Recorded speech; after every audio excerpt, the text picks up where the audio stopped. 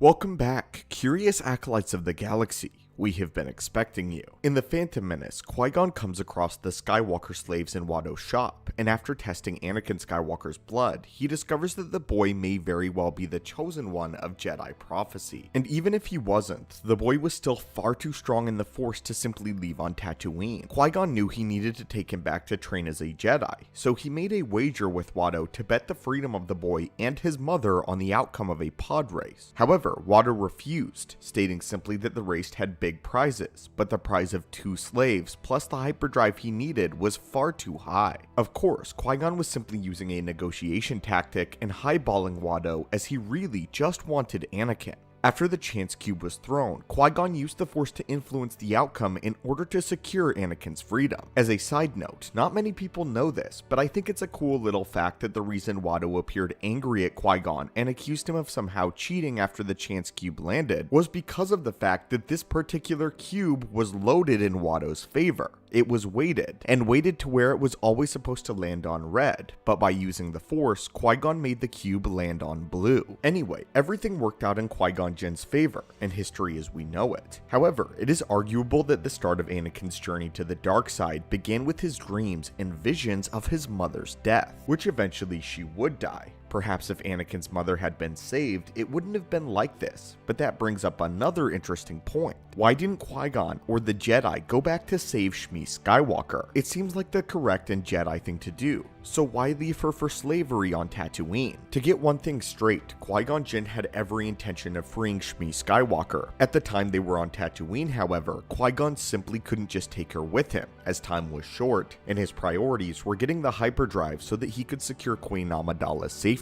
His list of priorities was already shaken by this young boy that he had found, and essentially, this boiled down to a very inopportune time to push his luck with the boy's mother. However, we found out later that he had been sending letters to Shmi Skywalker promising to return to Tatooine to save her. However, Qui-Gon Jinn's death came before he could fulfill this fateful promise. However, he made an indirect means to free Shmi Skywalker, as in the Legends novel Tatooine Ghost. Qui-Gon had apparently set in motion her freedom before his death on Naboo. Qui-Gon sent her a highly valuable starship part called a Tobal lens. This part allowed Craig Lars to purchase her and then ultimately free her. Having said this, it seems odd that the Jedi in themselves and the Order didn't bother to go back and attempt to free Shmi Skywalker or any other slave in the Outer Rim territories themselves. This puts yet another black stain on the image of the so-called arbiters of peace and justice that protect the Star Wars galaxy. The thing is, during this time, the Jedi barely defend the galaxy itself so much as they defend the Galactic Republic. You see, by now the Jedi had become so politicized that they were now directly a part of the Republic,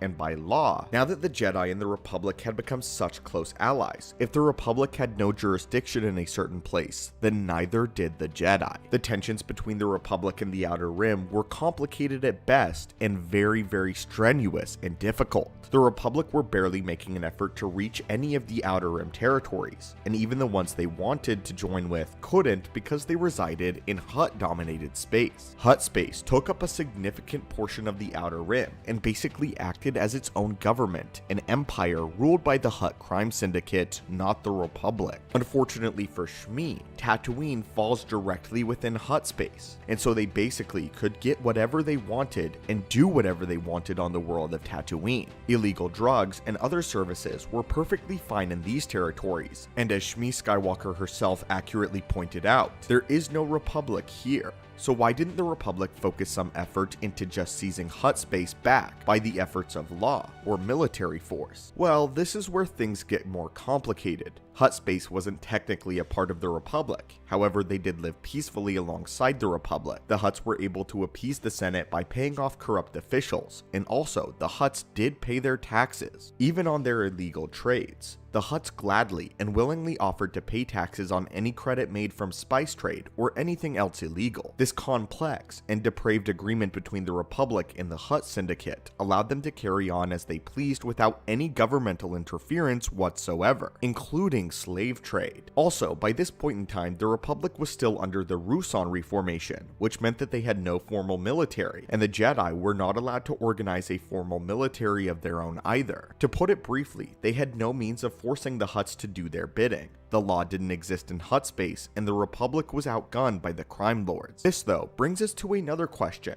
Why did the Jedi refuse to step in on their own and save Shmi? This was one of the main issues with the Jedi High Council. They should have stepped in, but they decided not to. This was during the time where the Jedi had become so synonymous with the Republic, and had also become political that they acted according to the will of the Senate, not the will of the Force or the dealings of certain Jedi. This didn't sit well with many Jedi, including Qui-Gon Jinn and his own master in Dooku. Qui-Gon operated solely on the will of the Force, and because of that, he came into heavy conflict frequently with the Jedi High Council. The final straw for Dooku came when his home planet of Sereno was being invaded by pirates and their people were massacred. But because Sereno had recently ceded from the Republic, the Jedi Council denied Dooku's request and refused to do anything or send anyone out there. Dooku, of course, rejected their judgment and went to take care of it all for himself. It took only 2 weeks and a single Jedi to entirely turn the conflict around. Following this, Dooku sent a transmission to the Jedi High Council, announcing his resignment. All it took was a single Jedi to liberate this conflict, and that could be happening all over the galaxy. But the Jedi Council was only adhering to the laws of the Republic. So now we come full circle. No Jedi ever went back to save Shmi Skywalker because Tatooine was out of their jurisdiction, and the Jedi feared that any unlawful smuggling of slaves from Hutt space may invoke a war between the Republic and the Hutt Syndicate that the Republic was not prepared to fight. Not to mention, once Anakin was beginning his training in the temple, it was clear to the Masters that he stood out from the rest of the Jedi initiates, and not always in a good way. He was a loner, quite troublesome at times, and quick to emotion. The last thing they needed was to allow him access to his mother, which would strengthen his attachment to her. He would be the only Jedi in the temple, to their knowledge, that would have such an attachment. And considering all the boy's current troubles, it would only add to the difficulty of his training. Already, the Jedi Council was only training Anakin in the first place because it was Qui-Gon Jinn's dying wish. They didn't need even more problems from the young Skywalker on top of this, and on top of what was already present. But anyway, my friends, what do you think about all of this? Does this make sense to you as to why the Jedi never returned to free Shmi Skywalker, even though Anakin and Qui-Gon Jinn promised that they would? We are not in any way saying that this was the correct judgment, but does it make sense in the minds of the Jedi High Council? Let us know your thoughts and opinions on this down below. And as always, my friends, may the Force be with you, and I hope to see you in a later video.